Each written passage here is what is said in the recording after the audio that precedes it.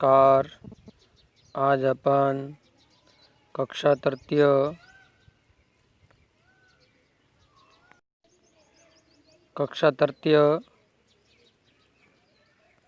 विषय हिंदी रचना अध्याय 5 प्रकरण संज्ञा। आज अपन संज्ञा की परिभाषा समझेंगे। संज्ञा क्या होती है, संज्ञा किसे कहते हैं, उसके बारे में जानकारी प्राप्त करेंगे। पहले अपन संज्ञा की परिभाषा जानते हैं।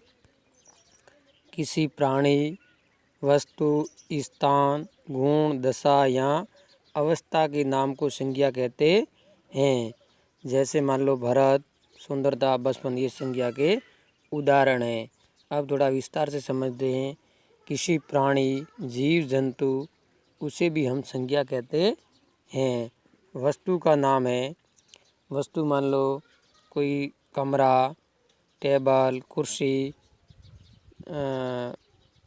चौक वगैरह, ये सब वस्तुओं के नाम हैं, वो भी संज्ञा कहलाते हैं। स्थान जोधपुर, बाड़मेर, बीकानेर, जालोर, भरतपुर, जयपुर, उदयपुर, वो भी संज्ञा कहलाते हैं। स्थान भीनमाल जैसे ये सब संज्ञा नाम के जाने जाते हैं। गुण, दशा या अवस्था के नाम को भी संज्ञा कहते हैं। इन सब को क्या कहेंगे? संज्ञा कहते हैं। अब संज्ञा की ये परिभाषा थी और इसके 3 भेद होते हैं। संज्ञा के भेद भी होते हैं, वो हैं 3 भेद। संज्ञा 3 प्रकार की होती है।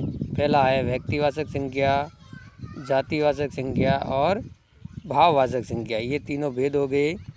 पहला हो गया व्यक्तिवाचक, जातिवाचक और भाववाचक। 3 भेद है संज्ञा के। अब तीनों भेदों के की परिभाषा होती हैं। पहला है व्यक्तिवाचक संज्ञा किसे कहते हैं, तो उसका उत्तर है व्यक्तिवाचक संज्ञा की परिभाषा। किसी विशेष प्राणी, स्थान या वस्तु का ज्ञान कराने वाले शब्दों को व्यक्तिवाचक संज्ञा कहते हैं। व्यक्तिवाचक संज्ञा की परिभाषा है किसी विशेष प्राणी, किसी विशेष नाम है या स्थान है, जैसे जोधपुर, जयपुर, बाड़मेर, या कोई वस्तु है, टेबल, कुर्सी, मान लो कोई भी वस्तु है, और इन ज्ञान कराने वाले शब्दों को, इनका नाम दिलाते हैं, उन्हें क्या कहेंगे? अपन संज्ञा कहेंगे। जैसे राम, रामायण, योद्धा आदि, ये राम व्यक्ति का नाम हो गया, रामायण, और योद्धा ये नगरी का नाम हो गया। तो ये सब हो गए, क्या होगी? व्यक्तिवाचक संज्ञा। व्यक्तियों के नाम है तो व्यक्तिवाचक संज्ञा कहलाती हैं। दूसरा है जातिवाचक संज्ञा। अब दूसरी परिभाषा है जातिवाचक संज्ञा की। जातिवाचक संज्ञा में किसी प्राणी, स्थान या वस्तु की जाति का ज्ञान कराते हैं। ओहो, अब जाति का ज्ञान कराने वाले शब्दों को जातिवाचक संज्ञा कहते हैं। किसी प्राणी या स्थान या वस्तु की जाति का बोध कराने वाले शब्दों को जातिवाचक संज्ञा कहते हैं। उदाहरण है पशु, नदी, पर्वत आदि।